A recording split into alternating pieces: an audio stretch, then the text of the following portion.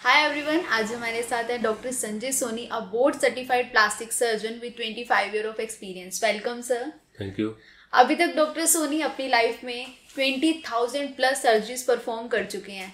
So I am very happy for this sir. आपको कैसा लग रहा है आज? हाँ, मुझे बहुत अच्छा लग रहा है और 25 ईयर्स से हम प्रैक्टिस कर रहे हैं। और जो मेरी फील्ड की ब्यूटी है वो यही है कि हमें बहुत वैरायटी ऑफ केसेस करने को मिलते हैं, तो बड़ा सेटिस्फाइंग होता है। तो आप किस किस तरह के लोगों से डेली डील करते हो? किस किस पेशेंट से आप डेली डील करते देखिए, हो? बीइंग ए प्लास्टिक सर्जन हमारे पास बेसिकली दो कैटेगरी के पेशेंट्स आते हैं। एक तो रिकंस्ट्रक्टिव सर्जरी है, जिसमें किसी पार्ट का डिफेक्ट है, चाहे वो आफ्टर बर्न हो या आफ्टर बर्थ हो या आफ्टर ट्रॉमा हो, तो उसको हम रिकंस्ट्रक्ट करते हैं। और दूसरा है एस्थेटिक सर्जरी, जिसमें या उसको हम कॉस्मेटिक सर्जरी बोलते हैं।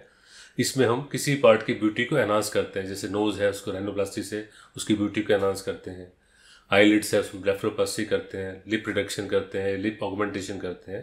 तो ये सारा एस्थेटिक सर्जरी में आता है। एक जो हमारा बड़ा मेजर फील्ड है वो है बर्न्स का। बर्न्स के पेशेंट्स काफ़ी हमारे पास आते हैं। डिफरेंट टाइप बर्न्स होते हैं, चाहे वो लिक्विड से बर्न हो, हॉट लिक्विड से बर्न हो, या फिर फायर से बर्न हो गया, या केमिकल से बर्न है, या इलेक्ट्रिक बर्न है। हमारे पास सभी वैरायटी के पेशेंट्स आते हैं। तो आप अपनी डेली लाइफ में बर्न के पेशेंट से ज़्यादा डील करते हो? ओके। तो बर्न, स्पेशली बर्न हम किसको कहेंगे, जलावा किसको कहेंगे? क्योंकि बहुत सारे तरीके के जले हुए पेशेंट्स होते हैं। आपकी आइज में वो बर्न क्या है? देखिए, बर्न्स को हम ब्रॉडली 4 कैटेगरीज में डिफ्रेंशिएट करते हैं। नंबर 1 इसको हम बोलते हैं स्कैल्ड्स। स्कैल्ड्स होते हैं किसी भी लिक्विड से, गर्म लिक्विड से जल गए, जैसे कोई गर्म चाय, कॉफ़ी या हॉट वाटर गिर गया, जो उससे जो बर्न होता है उसको हम स्कैल्ड्स बोलते हैं। Then number 2 is thermal burns. Thermal burns है जो आग से जल जाए, घर में आग लग गई या फैक्ट्री में आग लग गई, जो प्रॉपर फायर से जलते हैं उसको हम थर्मल बर्न बोलते हैं। Number 3 is chemical Burns. कोई एसिड गिर गया है या कोई अल्कली गिर गया, कास्टिक गिर जाता है, या फैक्ट्री में कोई केमिकल लीक हो गया है उसकी वजह से बर्न हो गया, तो उसको हम केमिकल बर्न्स की कैटेगरी में लेते हैं। And lastly is electric Burns. Electric Burns भी जो होता है करंट लगने से होता है, वो चाहे घर में करंट लगा उसको हाउस होल्ड करंट बोलते हैं, या फिर हाई वोल्टेज करंट होता है जो इलेक्ट्रिसिटी लाइन से हो जाता है, तो उसके भी पेशेंट्स हमारे पास काफ़ी आते हैं। ओके। तो बहुत सारे मैंने सुना है कि बर्न्स की परसेंटेज होती है कि कैसे इवैल्यूएट करते हो आप? ये कितना परसेंट बर्न है, कितना परसेंट है, कैसे करते हो आप उस चीज़ को? देखिए, बर्न्स को इवेल्यूएट करने के हमारे पास 2 तरीके हैं। वो आप कॉमनली, आप एक कॉमन मैन भी उसको थोड़ा बहुत आइडिया लग सकता है उसको, जिसको हम बोलते हैं रूल ऑफ 9।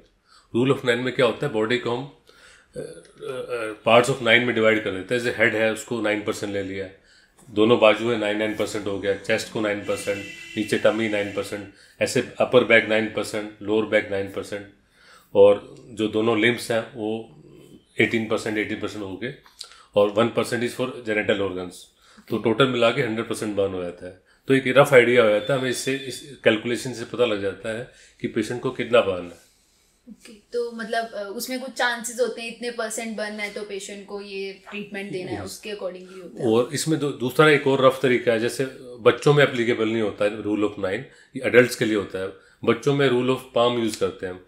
जो किसी का भी एक पाम है, इतना एरिया जो हमारा है उसको 1% लेते हैं। तो जितना पाम का एरिया हो गया उसको हम 1 से मल्टीप्लाई कर देंगे, जितना भी एरिया होगा उसको 1% से मल्टीप्लाई कर देते हैं। ओके। तो ये scientifically prove yes, they are rough methods, और ये कोई भी इससे एक रफ आइडिया लग जाता है कि ये कितना परसेंटेज है। तो कुछ डिग्री ऑफ बर्न भी होता है? बर्न्स को बेसिकली हम 3 डिग्री में क्लासीफाई करते हैं। Number 1 is first degree Burns. First degree Burns होते हैं कि जस्ट सुपरफिशियल जो एपिथेलियम होती है सिर्फ वो जल जाए। ये यूजली तब होता है कोई वार्म लिक्विड हो, बहुत ज़्यादा गर्म ना हो, वो गिर जाए, या किसी हॉट प्रेस से जस्ट टच हो गया आपका, तो उससे फर्स्ट डिग्री बर्न हो जाता है। जिसमें क्या होता है कि रेडनेस आ जाती है और थोड़ी बहुत स्किन पील हो सकती है, तो इसको हम फर्स्ट डिग्री बर्न बोलते हैं। और ये ड्रेसिंग से यूजली 8-10 दिन में ठीक हो जाते हैं। Then comes second degree burn. Second degree burn में थोड़े फर्स्ट डिग्री से थोड़े डीप होते हैं। ये तब होते हैं हॉट लिक्विड गिर जाए, जैसे बॉइलिंग वाटर है या कॉफ़ी चाय गिर गई है, तो उससे सेकेंड डिग्री बर्न होते हैं। ये बर्न भी अगर प्रॉपरली ड्रेसिंग हो, प्रॉपर ट्रीटमेंट हो, तो यूजली 2 वीक्स में ठीक हो जाते हैं। And then comes the third degree burn. Third degree burns में क्या होता है, स्किन की सारी लेयर जल जाती है। ये यूजली थर्मल बर्न्स होते हैं जो आग से जल जाते हैं, या इलेक्ट्रिक बर्न्स होते हैं, उनमें भी यूजली थर्ड डिग्री बर्न्स होते हैं। इसमें स्किन की सारी लेयर जल जाती है। इसमें यूजली हमें सर्जरी की रिक्वायरमेंट होती है। जब स्किन ऊपर वाली डेड स्किन हट जाती है तो उसको बाद में स्किन को हमें चेंज करना पड़ता है, इसको हम स्किन ग्राफ्टिंग बोलते हैं। तो ये स्किन कैसे चेंज होती है? कुछ आर्टिफिशियल लगाते हैं या अपनी बॉडी का कुछ पार्ट? ये अपनी बॉडी से स्किन ग्राफ्ट लेके लगाना पड़ता है depending on the required area. Okay, तो वो सेम मैच करके हो जाते हैं, कैसे होता है वो सब? इसमें हम जो यूजली जो स्किन ग्राफ्ट लेते हैं, यूजली हम थाई से लेते हैं, थाई से लेके इस ग्राफ्ट को अफेक्टेड एरिया में लगाते हैं। स्किन ग्राफ्ट का यूजली कलर थोड़ा सा डार्क रहता है, उसकी हमें केयर करनी पड़ती है। जो क्रीम्स बताते हैं, प्रेशर गारमेंट्स होते हैं, ये सब चीज़ें हमें केयर करनी पड़ती है ताकि इसका बेटर कलर मैच हो सके। तो मतलब 3rd डिग्री में भी चांसेस होते हैं बंदे के बचने के? यस, ऑफ कोर्स, डिपेंड करता है कि सिर्फ डिग्री पे डिपेंड नहीं करता, परसेंटेज पे डिपेंड करता है। अगर 3rd डिग्री बर्न है और सिर्फ 10% है तो he has a good chances of survival. Okay, तो क्या इनिशियल हमें ट्रीटमेंट देना चाहिए? लाइक अभी कोई बर्न हुआ है, हमें क्या, क्योंकि बहुत सारे मैंने सुना है लोग रतन जोत या वगैरह वगैरह कुछ यूज़ कर लेते हैं, तो क्या हमें करना चाहिए? कॉलगेट वगैरह ये सब चीज़ें? यस, हमारे पास बहुत सारे पेशेंट्स आते हैं जो बिल्कुल मैसअप करके आते हैं बर्न एरिया को। कोई कोलगेट लगा लेता है या कोकोनट ऑयल लगा लेता है या रतन जोत लगा लिया। कुछ पेशेंट तो इवन गाय का गोबर भी लगा के आते हैं हमारे पास, जो बड़ा बड़ा दिक्कत करते हैं। उन बाद में काफ़ी ज़्यादा इन्फेक्शन के चांसेस होते हैं। तो आई सजेस्ट कि ऐसे कोई भी चीज़ नहीं लगानी चाहिए। अगर आपको बर्न हो गया, फॉर एग्जांपल आपको कोई चाय या कॉफ़ी गिर गया या हॉट वाटर से बर्न हो गया, तो उस पार्ट पे नॉर्मल रूम टेम्परेचर वाला पानी डालना है आपने। जब तक डालते रहे जब तक आपकी जलन ठीक ना हो जाए। उस पानी डालने के बाद उसको किसी साफ टॉवल में या कपड़े में उस पार्ट को रैप करके और फिर हमारे पास आएँ ताकि हम प्रॉपर ट्रीटमेंट शुरू कर सकें। अगर कोई सिर्फ फायर से बर्न हुआ है, आग से बर्न हुआ है, तो उसके दो हमारी जो रिकमेंडेशन है, एक तो मान लो किसी आपको घर में बर्न हो गया है तो उसमें पैनिक नहीं करना, आपको दौड़ना नहीं है। ऐसे फैक्ट्री बर्न हो के तो बर्न होने के बाद ट्राई उसको कंसोल करो कि उस पेशेंट को दौड़ना नहीं है। आप दौड़ेंगे तो जो सारा जो फ्यूम्स हैं और जो फ्लेम्स है वो आपके फेस और हेड पर आएंगी, उसमें डैमेज ज़्यादा होता है। अगर कोई बर्न हो गया है किसी पेशेंट को, तो बेटर है उसको आप ज़मीन पे रोल कर दीजिए। रोल करने से 2 फायदे होंगे। एक तो उसकी आग बुझने में हेल्प मिलेगी, उसको ऑक्सीजन नहीं मिलेगी आग को तो जल्दी बुझ जाएगी। दूसरा, उसका फेस और हेड बचा रहेगा। अगर हम भागते हैं तो वर्टिकली हमारी जो फ्लेम्स है ऊपर जाती है, फेस और हेड सबसे ज़्यादा डैमेज होता है। बट अगर आप रोल कर देंगे तो फेस और हेड सेव होने के काफ़ी ज़्यादा चांसेस होते हैं। तो अगर थर्मल बर्न है तो ऐसे में उसको रोल करके पहले हमने आग बुझानी है और उसके बाद किसी साफ ब्लैंकेट में या साफ चादर में लपेट के उसको इमीडिएटली पास के किसी प्लास्टिक सर्जन या बर्न सेंटर में लेकर जाना है। तो कितने टाइम तक कोई पेशेंट अगर ज़्यादा बर्न है, लाइक 50% 60%, तो कितना टाइम लगता है उनको ठीक होने में? और ठीक होने के बाद भी क्या वही कंडीशन रहती है या नहीं कुछ होता? So it again depends on the degree of Burns. अगर 50% बर्न्स है पर 2nd डिग्री बर्न है, ठीक है, और उनकी अच्छी केयर होती है, अगर अच्छी डाइट लेते हैं तो 50% बर्न के चांसेस काफ़ी ठीक होने के काफ़ी ज़्यादा होते हैं। पर अगर 50% बर्न है पर 3rd डिग्री है तो वो पर्सन फिर क्रिटिकल हो जाता है। उसकी बहुत एक्स्ट्रा केयर करनी पड़ती है, उसका हॉस्पिटलाइजेशन काफ़ी बढ़ जाती है, उसमें ग्राफ्टिंग्स की भी जरूरत पड़ती है, मल्टीपल सर्जरीज होती है, डाइट भी अच्छी चाहिए उसके लिए। तो ये सब फैक्टर्स मैटर करते हैं उसकी फाइनल आउटकम आने में। आप अपनी लाइफ में डेली इतने लोगों से डील करते हो बर्न पेशेंट से, तो सबसे ज़्यादा चैलेंजिंग कौन सा पेशेंट अभी तक आपके लिए, कितनी हाई डिग्री अभी तक आपके पास आया है जिसकी आपको उम्मीद भी नहीं थी लेकिन वो ठीक हुआ है? We treated 60% burn. 60% बर्न काफ़ी क्रिटिकल होता है।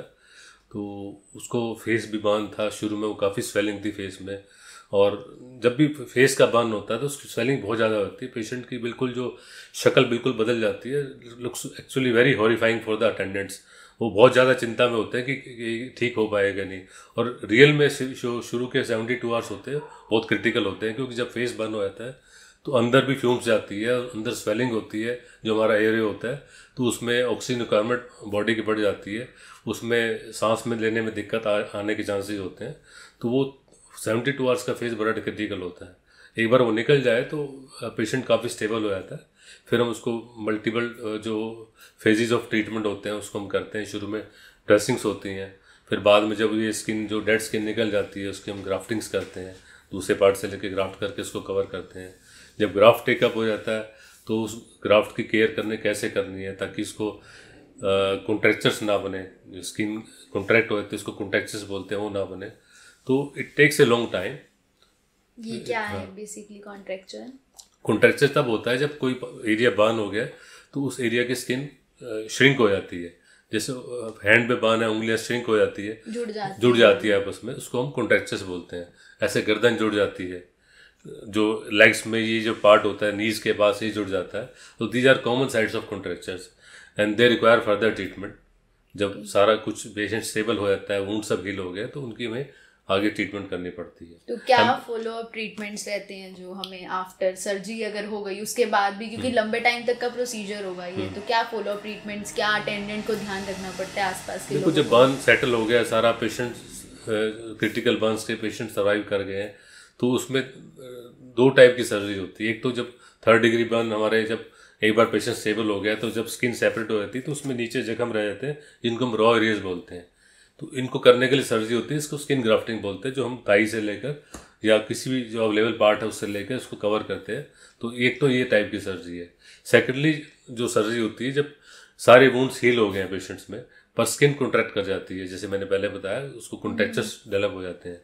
उन कॉन्ट्रैक्चर्स को हम सर्जरी से ठीक करते हैं, उनको रिलीज करके, और वहाँ पर फिर हम ग्राफ्ट करते हैं।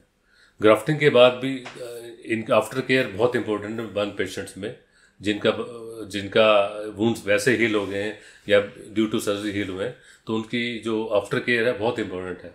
आफ्टर केयर में 3-4 चीज़ें मैं बताना चाहूँगा। एक तो जो भी इफेक्टेड बर्न जो हील हो गया है, वो पार्ट आपको स्किन हार्ड हो जाती है या कॉन्ट्रैक्ट होने की टेंडेंसी होती है, उसको हमें सॉफ्ट रखना होता है, तो हम क्रीम्स प्रिस्क्राइब करते हैं जिनको आपने डेली मसाज करना होता है। Secondly the role of pressure garments, कोई भी इफेक्टेड बर्न्स हो उसको, ताकि स्किन टाइट ना हो या स्किन मोटी ना हो। कई बार स्किन इन पेशेंट्स में फूल जाती है, इसको हम हाइपरट्रॉफिक स्कार बोलते हैं।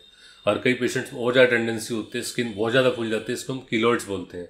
तो बेसिकली 2 टाइप के स्कार बनते हैं, हाइपरट्रॉफिक स्कार या कीलॉइड्स। उनको प्रिवेंट करने के लिए फिर पेशेंट्स को हम प्रेशर गारमेंट्स एडवाइस करते हैं। प्रेशर गारमेंट्स एक तरह के फ्लेक्सिबल गारमेंट्स होते हैं जो उस पार्ट को कंप्रेशन देते हैं, and they are very helpful in upper limbs and lower limbs. ये स्टॉकिंग की तरह पहनना होता है पेशेंट्स को, जो आफ्टर जो क्रीम्स और अप्लाई करने के बाद वो पेशेंट्स पहन के रखे। ये हम तकरीबन 5-6 महीने के लिए हम उनको एडवाइस करते हैं, ताकि स्किन और ज़्यादा श्रिंक ना रहे और ज़्यादा अच्छे से पहले सॉफ्ट हो जाए।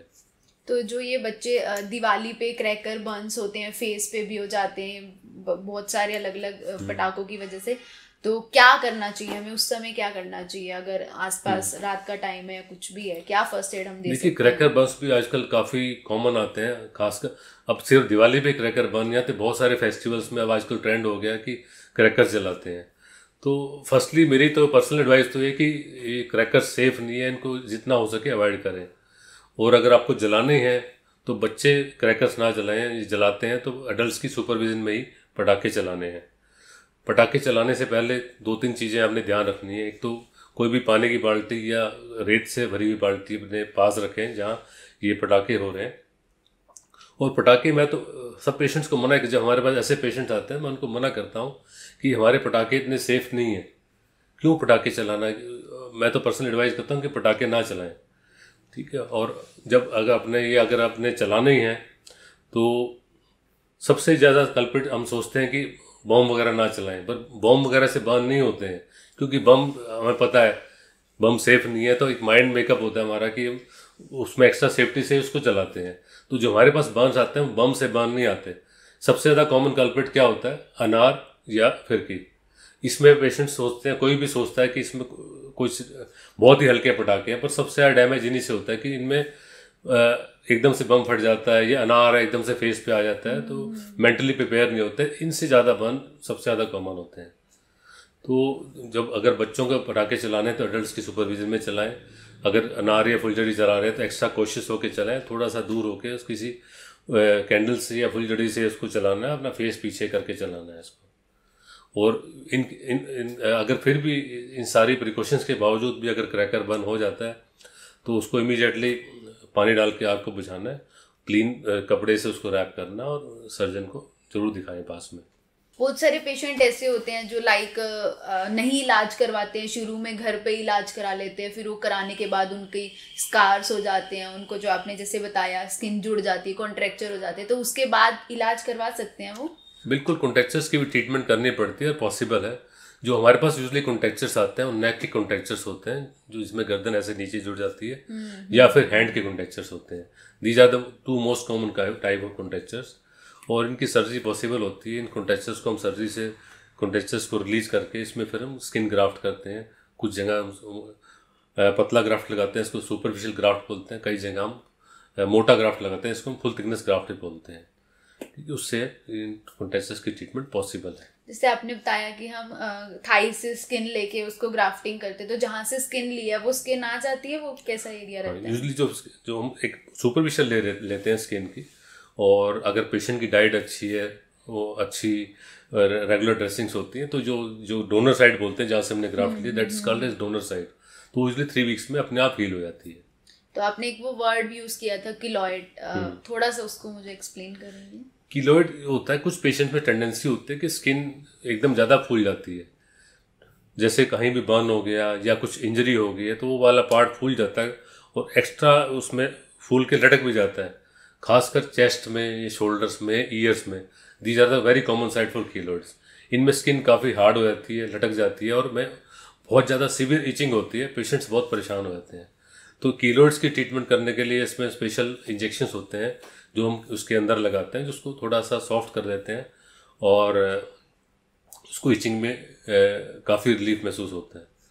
और अगर बहुत ज़्यादा अगर कीलॉइड में अगर दिक्कत है, उस कीलॉइड की हमें फिर सर्जरी भी करनी पड़ती है, और आगे आफ्टर केयर जैसे मैंने बताया प्रेशर गारमेंट्स और वो क्रीम्स यूज़ करनी पड़ती है। तो अगर हम इंस्टेंट सही से इलाज करवा लेते तो ये कॉन्ट्रैक्चर, किलॉइड, ये जैसी चीज़ों को हम अवॉइड कर सकते हैं। Yes, they can be avoided, काफ़ी हद तक उनको अवॉइड कर सकते हैं अगर प्रॉपर ट्रीटमेंट आप शुरू से लेते हैं। तो बर्न के टाइम पे हमें और अच्छा अगर रिजल्ट चाहिए, वैसे स्किन हो जाती है जैसे हमारी पहले रहती है, या 19-20 का फर्क रहता है? नहीं, इट डिपेंड्स कितने डिग्री, कितना आपका बर्न्स की क्या डिग्री है। अगर सुपरफिशियल बर्न्स हैं तो काफ़ी हद तक वो ठीक हो जाता है, बट डीप बर्न है तो दे लीव ए स्कार, उसमें हाइपर पिगमेंटेशन हो जाती है, जिसमें ज़्यादा पिगमेंट आ जाता है, या हाइपर पिगमेंटेशन होती है, वाइट पैचेस जिसको बोलते हैं, वो होने के चांसेस होते हैं। तो उसका कोई सॉल्यूशन रहता है कैसे? वो उसकी सिर्फ हम क्रीम्स वगैरह यूज़ करते हैं, क्रीम्स होती हैं, लेज़र ट्रीटमेंट्स होती हैं उन स्कार्स को कम करने के लिए। तो आप लेज़र ट्रीटमेंट भी उनके साथ? Yes yes, we advise laser treatment also.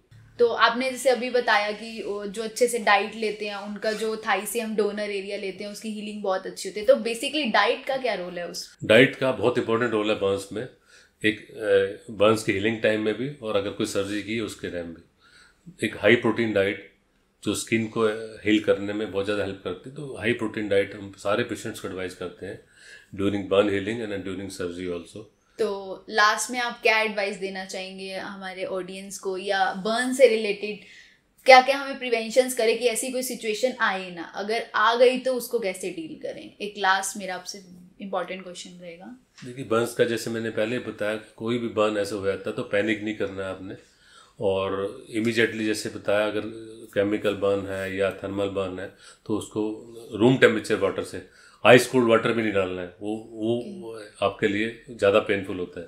तो आपको नॉर्मल रूम टेम्परेचर का पानी डालना है जब तक वो उसकी जलन बिल्कुल ठीक ना हो जाए, और उसके बाद साफ़ कपड़े में रैप करके नज़दीक में जो भी प्लास्टिक सर्जन है या बर्न स्पेशलिस्ट है उनसे जाके मिलें और प्रॉपर ट्रीटमेंट करवाएं, ताकि मिनिमम स्कारिंग से और मिनिमम टाइम में वो सारा अच्छे से हील हो जाए। तो खुद से कोई भी क्रीम या ऐसे कुछ ना यूज़ करें विदाउट डॉक्टर। ओके, तो ये था सारा आज हमारा बर्न से रिलेटेड, और ऐसी और वीडियोस देखने के लिए आप अपने हमारे चैनल को सब्सक्राइब करें, और नेक्स्ट पॉडकास्ट जो है वो हमारे बहुत सारे प्लास्टिक सर्जरी वीडियो से रिलेटेड आएंगे, तो इस वीडियो को एंड तक ज़रूर देखें। Thank you.